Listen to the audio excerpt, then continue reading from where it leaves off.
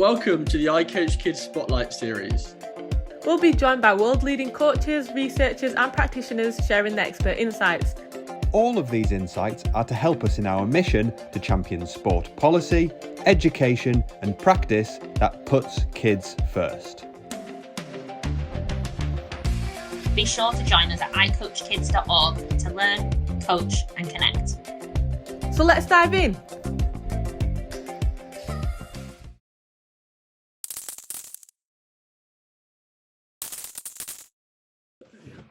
Professor Chris Harwood, welcome to the I Coach Kids Spotlight series. Thank you for coming on. It's a real pleasure to have you here.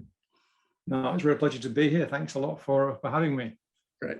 So we're here today to talk a little bit more around the 7th item on the I Coach Kids pledge, which is engage parents positively. We'd like to specifically talk a little bit more around how coaches can use parents as a positive asset in sport. And there's no one more qualified to talk about this than Chris. So Chris, to start us off, could you just give us a brief rundown of your experience, research, specifically in the work that you've done with parents in sport? Yeah, thanks a lot for that. Well, I guess it all began for me probably in the 1990s, actually, during my PhD years. My PhD was really focused on helping understand how children define success and failure in tennis, using achievement goal theory as kind of the framework. And I did a lot of work interviewing young athletes, young tennis players in that PhD around kind of the challenges that they faced when competing in tennis, the different organizational stresses that they had, and indeed, obviously, parents came up in quite a lot in the topic of conversation there for those players who were probably between sort of 13 to 17 years of age and operating at a fairly high level. You know, they were some of the top national junior players. And so I remember though taking those findings from that qualitative project into an intervention program, which I was working as a sports psychologist, but also as a coach as well, because I come from a coaching background originally in tennis, and put together a package called the Competitive Performance Program, which basically was a kind of an intervention program working with coaches and with parents together with their children, and helping them to create a more, basically what we know as a mastery-oriented environment. So a much more task-involving environment, and trying to view competition in a positive frame of reference, focusing on, you know, competitive performances over winning, etc. And I did a lot of activities with the parents in that intervention project over the course of a number of months, and really it's gone from there. You know, my work within youth sport, you know, branching out from motivation into wider aspects than just motivation, but certainly keeping a strong eye on the way in which we can support and educate, you know, parents as resourceful, you know, assets for their you know, for their children. And I guess one of the transitions that I made in terms of my research was focusing on stress in sport parents. So some of the coaches or listeners might have read the papers that I introduced in terms of parenting stress with Camilla Knight, who was my student at the time at Loughborough University. So we spent a number of years looking at, you know, the demands placed upon you know, parents, and some of the issues that they faced when working and navigating the organizational aspects of sport. And then the work's, you know, progressed on since then, with other PhD students, other scholars, you know, Nicola Clark, who leads Beckett, and Sam Thrower at Roehampton, and other students who've really extended that kind of work into sort of understanding the parent and working with parents to help them to support their you know, their child better. And I guess it's largely dominated within football and within tennis contexts. But most of my applied research really focuses in on trying to make a difference. So I find research that's not applied very boring to do.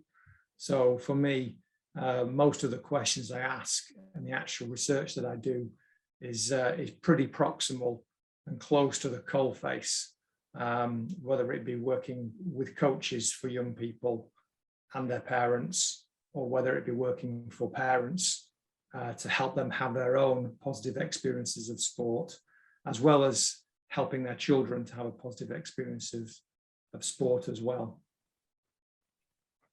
Great, thanks, Kish, for that rundown. That was great. So, kind of considering those different parts or those different topic areas you kind of run through there, what do you think are kind of the key transitions or messages that have evolved with parents' research in the last, say, 10 to 20 years? How has kind of the image of parents and youth sport kind of evolved? Yeah, I mean, I think it's a really interesting development and progression for kind of the way in which we view and work with parents. I think my sense in the 1990s and reading the research then, and it might be doing a disservice to the scholars then, but certainly there was a lot more of a pushy parent narrative, a lot more of a parents are more negative, more difficult customers type of narrative. There was always a sense of, beware of their involvement. And indeed, actually, one of the things that has transitioned, and certainly in terms of working with Camilla over the years, has been our sort of focus on ensuring that it's not really about the quantity of parental involvement that matters more than the quality of parental involvement that matters. You can have some very highly involved parents who are very knowledgeable, very educated, well-read, and really supported by their child to be involved, and do a fantastic job working with the coach in a collaborative way. But they're highly involved, and that's okay for them in terms of the outcomes, for the child and the way that child is progressing. That's not all children, and obviously you have some individuals, some parents who are much, much less involved. Sometimes might be viewed as very passive involvement, but again, that works for them or works for their child. So I don't think we can necessarily put a label on the amount of involvement, which used to be the way in which we defined, parental over-involvement, parental under-involvement.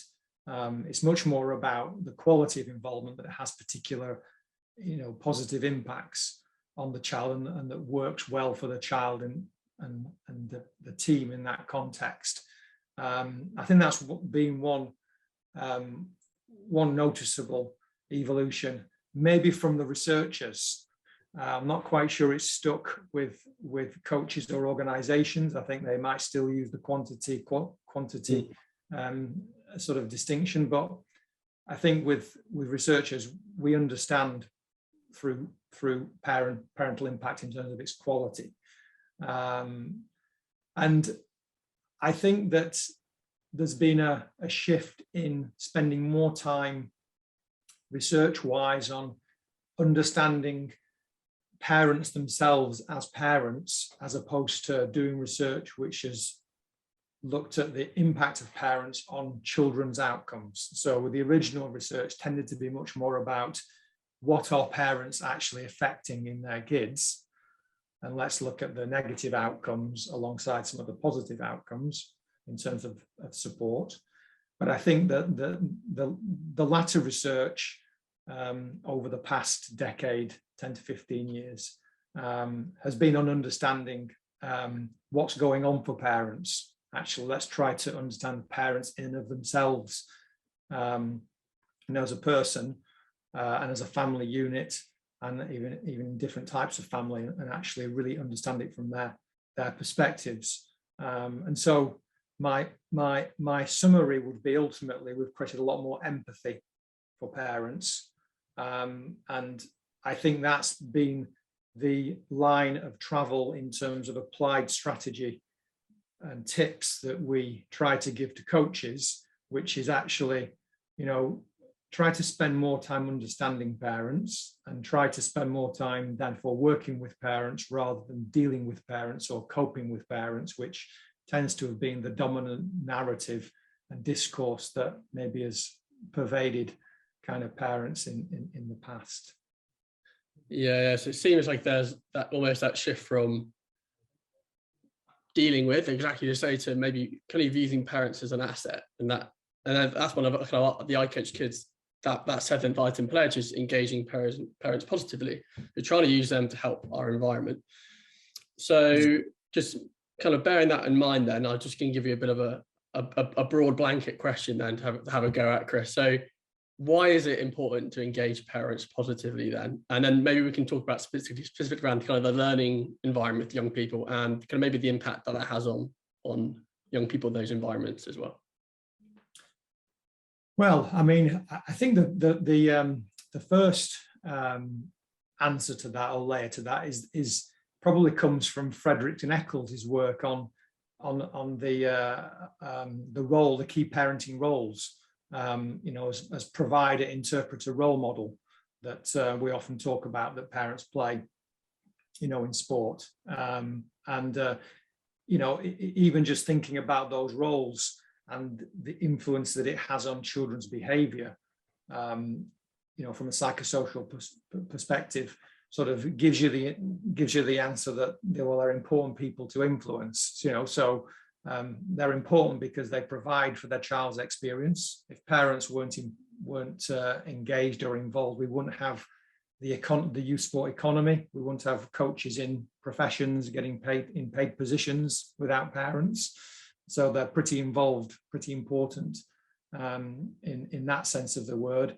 But beyond just the tangible support and the financial support, etc., that they give their kids, obviously the emotional and esteem support that I think is critical, particularly in the early years, particularly during childhood, and then obviously through early adolescence, but particularly in childhood in terms of the interpreter role. So helping a child to understand good from bad, right from wrong, in a normal parenting parlance. When you extract that into sport, parents have a massive influence on children's perceptions of what parents want, or how children understand whether they have achieved or not, whether they've done something that their parents expected of them because of the language that parents use around competition or around training.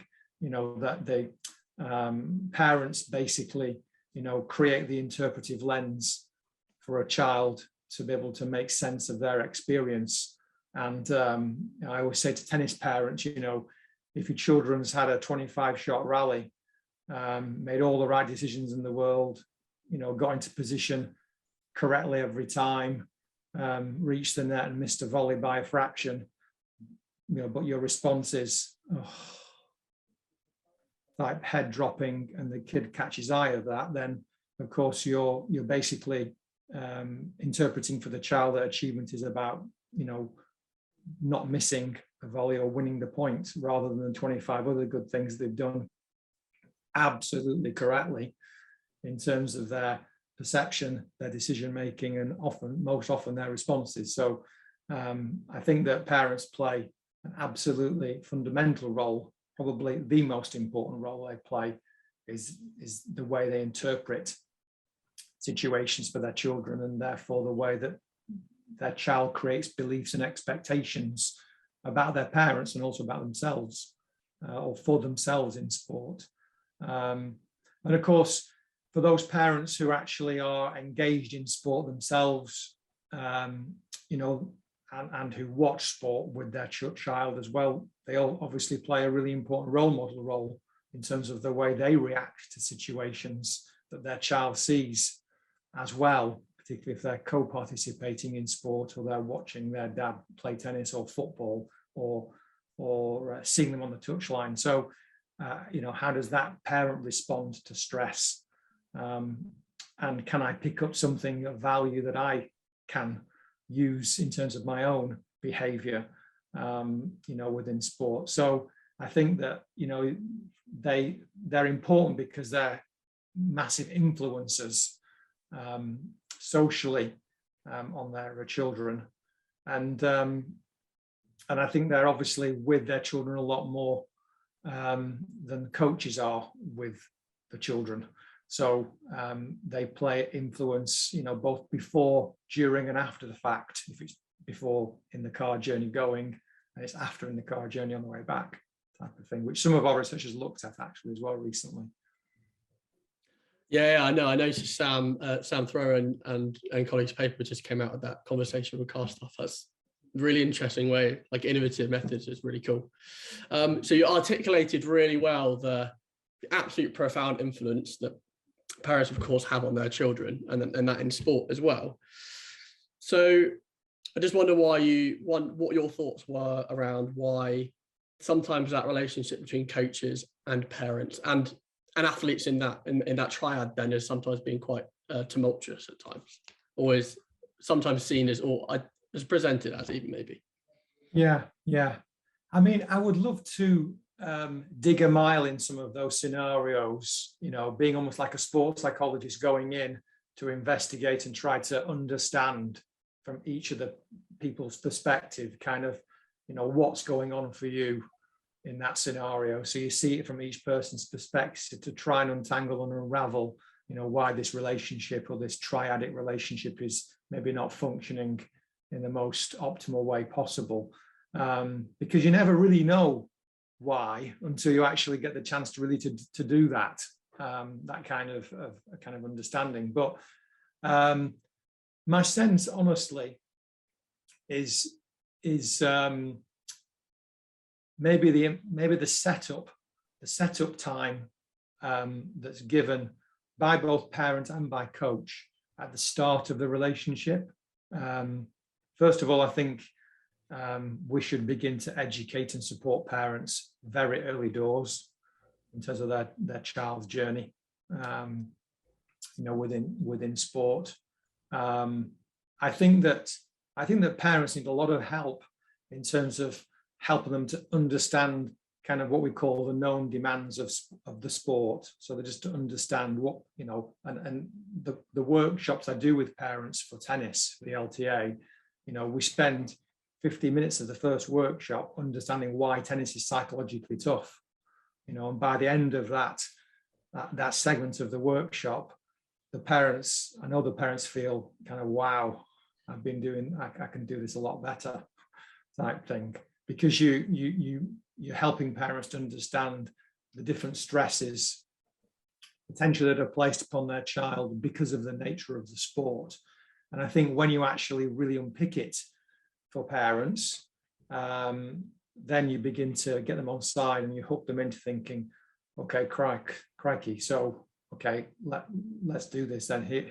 How can I help you in your work here? I think that's one of the most powerful tips that we should do more of with coaches. Really begin to sort of develop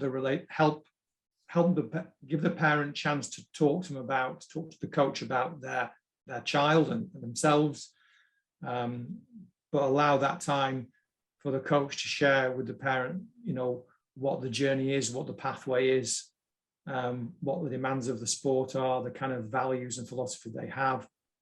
So you begin to set the relationship in terms of the right direction of travel. I think that is an important starting point for developing and then maintaining a relationship and keep coming back to some maybe, okay, what's the challenges right now that are going on for you? I'm not quite sure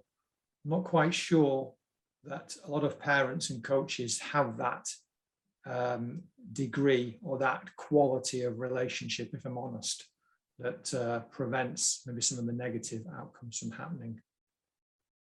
Yeah, that's interesting. So is it a sense really that coaches should see engaging with parents early and establishing a good relationship, or even open channels of communication, as a key responsibility in their toolkit of coaching. And maybe that's almost more often the case in say talent development settings, perhaps, or where athletes provided, or young people provided, more support or resources even, but not so often maybe as a priority for coaches working in a more regular grassroots settings. But would you kind of agree that's something that we think about, look towards? Actually, coaches at all levels should look at that as being a core responsibility of them, and not seeing it as an extra added bonus, or again dealing with parents as this is something that we should be doing straight away as soon as we kind of work in these settings, maybe. Yeah. Go on. Sorry, and I guess as a follow-up, I think there's an interesting kind of reciprocal element to that, is parents have a responsibility as well, right? And how do coaches kind of even encourage parents taking that responsibility to perhaps welcome themselves as a sporting parent, if that's a term we should be using? It seems like a challenging area to even negotiate. I've got a follow-up question, but I'm gonna hold it off for a moment. I'll let you take that on for now.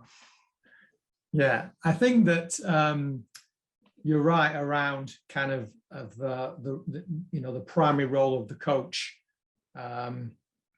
being to move beyond obviously maybe their tactical role as a coach. I think we talk nowadays much more, don't we, about the widening role of the coach. The contemporary coach has all sorts of things going on, all sorts of different roles and responsibilities, and of course, there's no discounting the importance of the stress and stresses based upon or placed upon coaches nowadays. So it's important to empathise with how much the coach has got on their plate. But notwithstanding that, I do think a really important contemporary role and responsibility is building the relationship with parents and bringing them on board into the team, as it were, because I think it just makes their life a lot easier in the longer term, ultimately, to do that. So I think trying to give parents some time and almost like have that as a part of their real orientation and a part of their coaching package with a parent is just a genuine, it's just time well spent, ultimately, to try to again understand kind of the world from the parent's point of view. But more importantly, I think, again, to have that piece where they begin to maybe provide some knowledge, some education, some support to the child in helping them to navigate and understand the pathway or the demands of the sport. I think every grassroots coach can play a compassionate, empathic role with parents and try to show this commitment to their child beyond just the transaction of the money.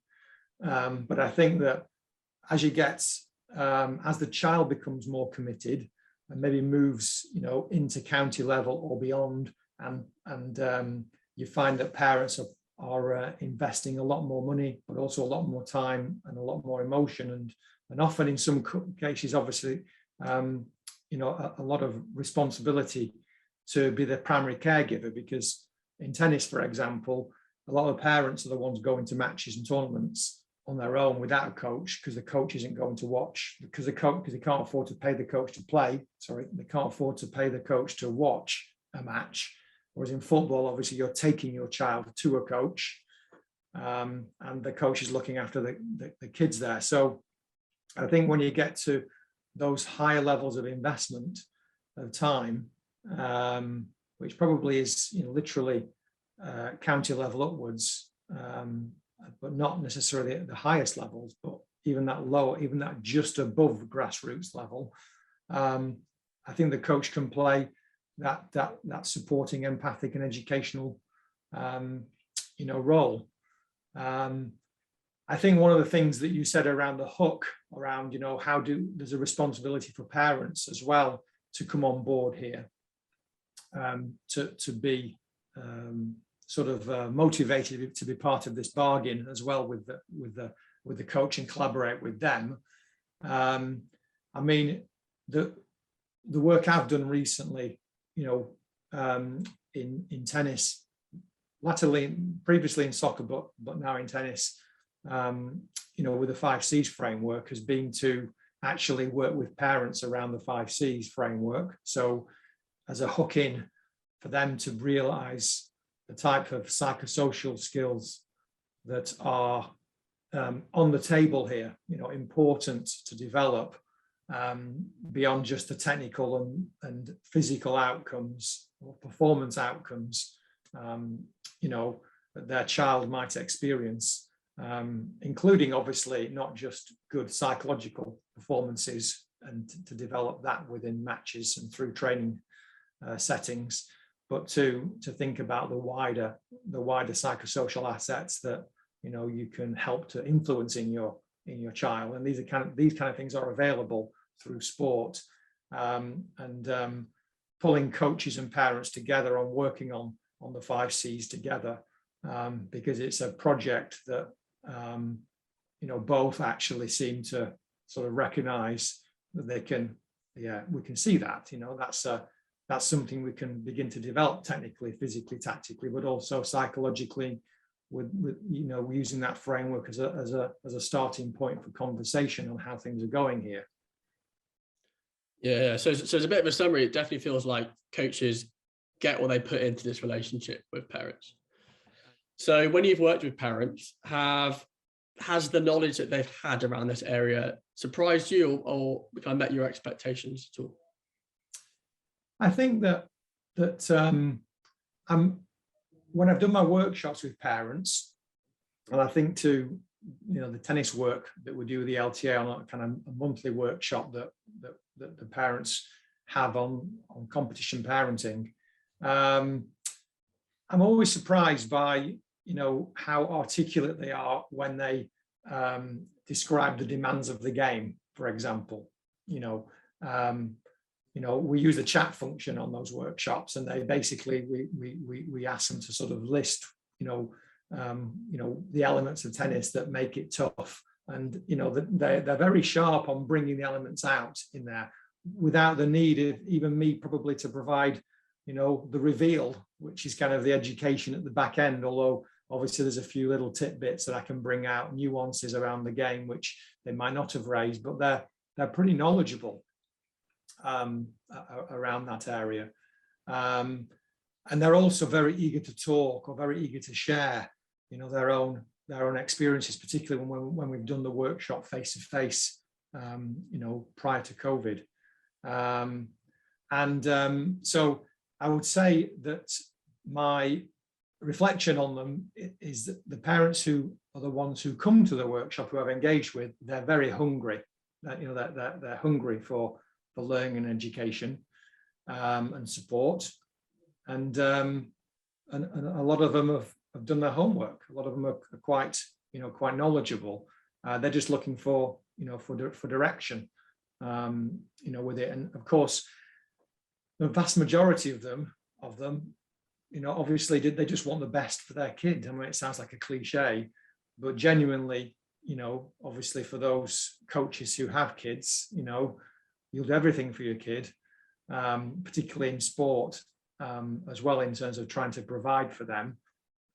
And I think you see a lot of parents who come onto these workshops, and indeed those parents who come to one-to-one support with me as well, in terms of just knowing about psychology and how I can help my son or daughter better.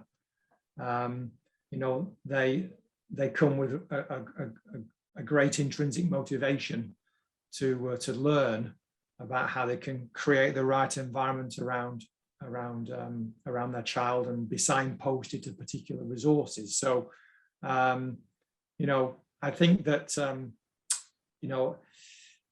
we've reached a number of parents, and every time I go into a workshop, I guess I expect the same, that actually we're going to be dealing here with quite a motivated, knowledgeable group who just want more knowledge about this. Of course, we're not reaching all parents. And I think there are some parents who, maybe take a different view, or, don't want to engage in psychology, or I don't want to say think they know it all already. And maybe those are the ones who potentially coaches and the rest of us might struggle a little bit with, which for me, my reflection therefore always been is around catching parents early, in the sport, and even to a point where if a parent and a family of the child reach a certain level, where you're drifting from, I guess, maybe the typical grassroots youth sport into the more talent development, slightly more performance pathway, that there's actually mandatory, and I hate the word mandatory or compulsory, but I'm going to say it anyway. I think it's advisably delivered, education and support to parents for helping them navigate and support that pathway, because they're putting a lot in, their child's putting a lot in. But remember, the national governing body and the coaches and clubs are putting a lot in too. So it's a bit of give and take here, I think, when it gets to that level of the sport. Yeah, and maybe there's a bit of that investment from perhaps grassroots into more performance orientated environments might be actualized. That investment might come realized in the future, and actually that coach working with those parents early might not see it straight away, but actually that child 5 years down the line, and that relationship with the parent and the athlete and the parent and the coach might actually be so much more fruitful because of that kind of early engagement. So I'm just gonna hop back to one thing you said about coaches who have children. And so as a young coach, well, a relatively young coach myself, this really interests me, because I often hear, and some of the early research I've done on my PhD as well, I often hear, oh yeah, when you have kids, you'll realize there's something that you can't really understand before. And like this, and that left me completely thinking, well, what about young coaches then who work with children? So I'm told, it's really hard for young coaches to really understand that relationship and see it that way. So kind of what are your thoughts on that initially? And then if you've got any kind of ideas or tips for coaches or young coaches that might have that. Yeah, it's a really interesting one, and I think that it's it's interesting being a father to two twins right now who are still young as well, and how my parenting and coaching influences my decisions around how I support them, and what I say to the tennis coach, ironically, who they coach by. Not that I actually push them into tennis at all.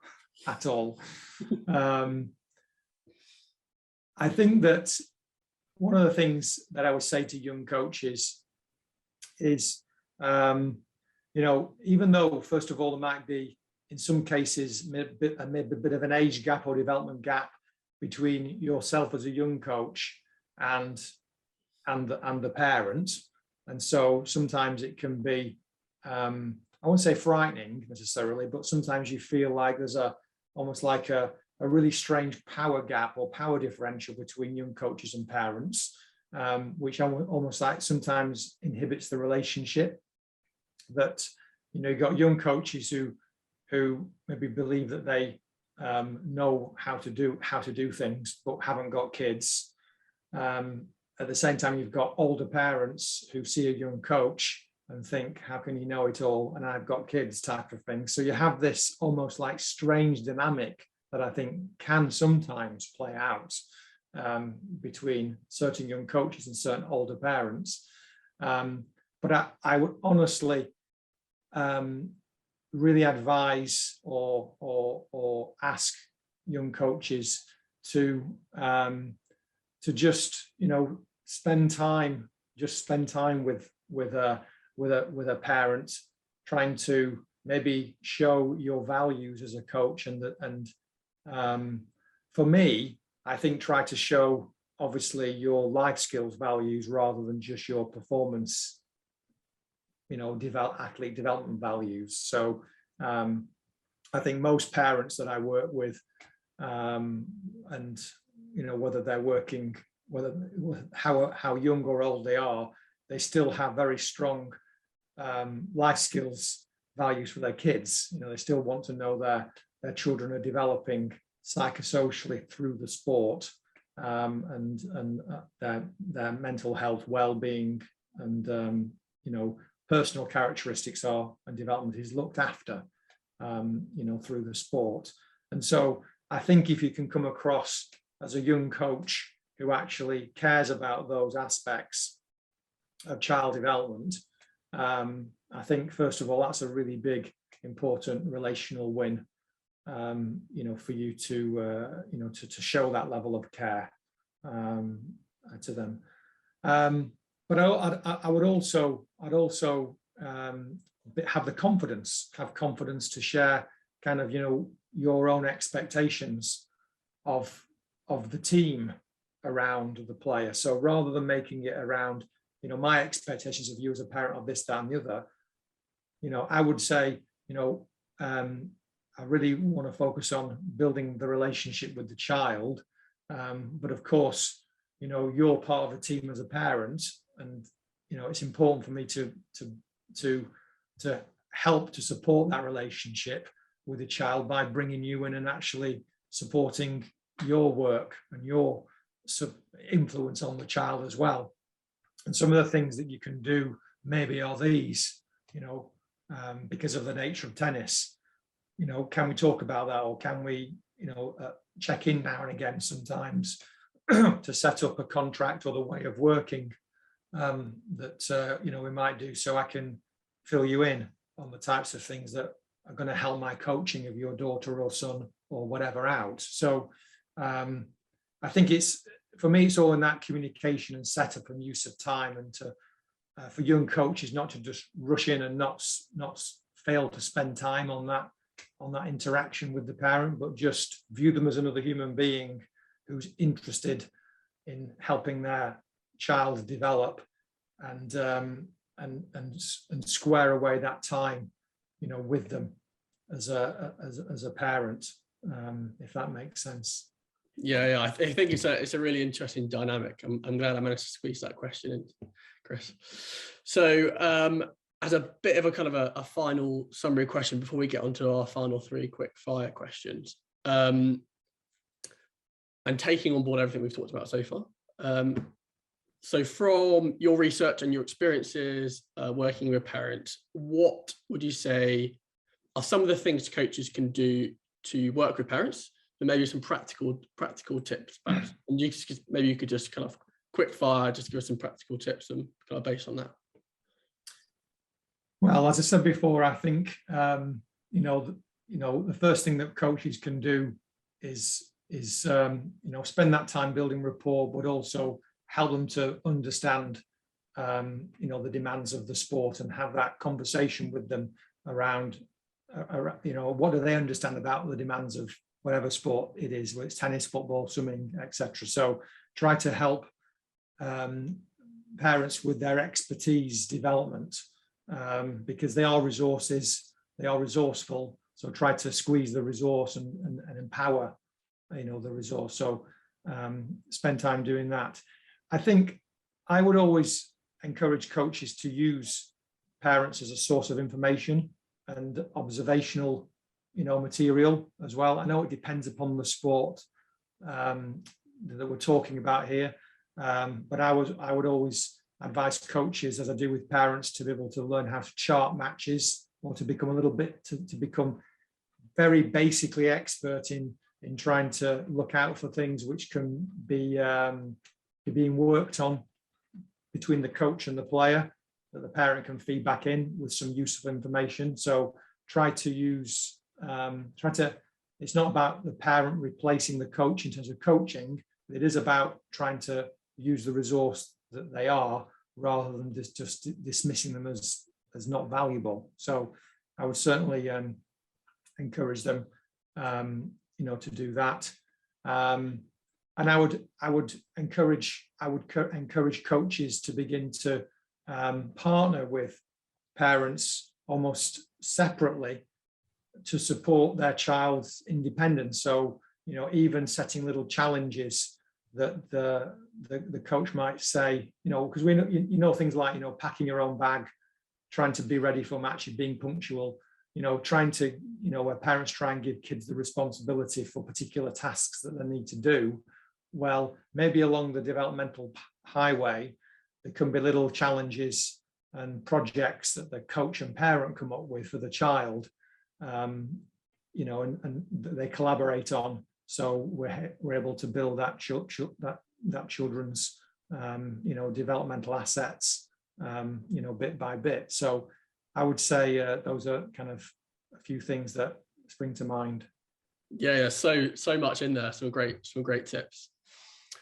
Thank you very much, Chris. So now it's time for our final 3 quick fire questions that we ask everyone who comes onto the iCoach Kids Spotlight series. So number 1, what is good coaching to you? Well, I think we've covered this a little bit, but good coaching to me is being, again, more than just this technical coach. It's that relational coach. And it's that coach who gives a lot more, gives more time to the psychological development of the child and the relationship, you know, with the parent. And so I really like to see good coaches developing good life skills through their coaching, you know, with the parent supporting around that as much as possible. That's how I would define good coaching. What is one thing you would change about youth sport to make the experience better for kids? I think I thought about this question, and one of the things that I would really want to see more of, or to see it maximized, again, is the way in which we're able to create much more kind of mastery-oriented, task-involving kind of climates. And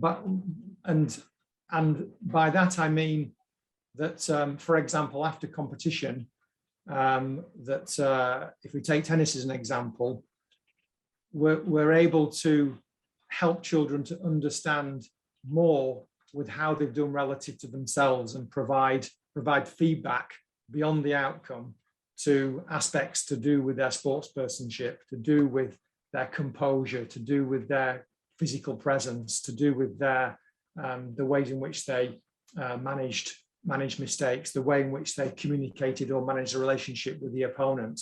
You know, I honestly think that children will have a better experience kind of working with their peers on trying to achieve and also be recognized for the multiple things that lie beyond the outcome of a match. And I don't think certainly in my sport we do that very well, because in tennis, it's, you know, you get your score 6-2, 6-2, and you don't get any personal best, season's best, any knowledge of performance about relative to yourself.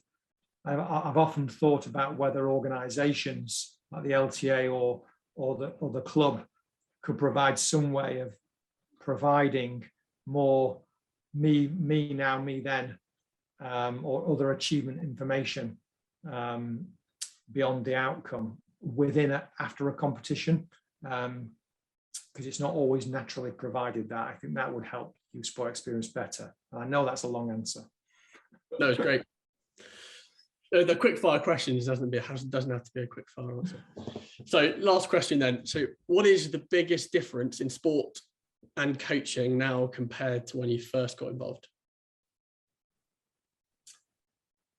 Yeah, I think back in the 1990s, you know, obviously sports science, sports psychology, and coaching, you know, they weren't new, but they were very emerging type of industries, as it were, compared to nowadays, you know, 30 odd years later. So I think one of the things that's changed is just the amount of science, amount of knowledge, amount of resource that I think that there is available there to help coaches, and indeed in this particular session, to help parents, or to help coaches to help parents, for example. But so much more resourceful information out there available for people, for stakeholders to benefit from. I'm just not sure if the correlation of the availability of the resource matches the actual application of that knowledge, and that's the one thing I struggle with, and the one thing I'd like to see maybe change, change about youth sport for the experience for kids, but just change about youth sport for coaches and parents, that we actually are able to apply the knowledge that we have available, a lot better. Certainly the sports I worked with, within football or within tennis, things change really slowly, and I'd be reading, and I'm sure coaches and other people can relate to this. I can kind of think about a headline in a newspaper from like 2001, or even the mid 1990s, and then see the same headline in 2010, and then see the same headline in 2018, thinking, no, that headline's like 25 years old. Why are we having the same articles being written in there? And I really, because I'm old, I can say that, because I've lived the same headlines being repeated over and over again. So I think that things have changed, but also things haven't changed that much. Great summary. Thank you very much, Chris. So that's all our questions. It's been a real pleasure to have you on the iCoach Kids Spotlight series. So just finally, Chris, how could people follow you or find out more about yourself and what you've talked about today? I do have a Twitter account at Chris H PhD on Twitter. I'm not a massive tweeter, but when I do tweet, it does tend to be kind of important, meaningfully stuff. And I guess obviously people can email me at my university address at c.g.harwood@loughborough.ac.uk. And of course, there's always, for those people interested in the 5 Cs stuff, there's always the 5 Cs website, and some of the material from there as well to take a look at. Great. Thank you very much.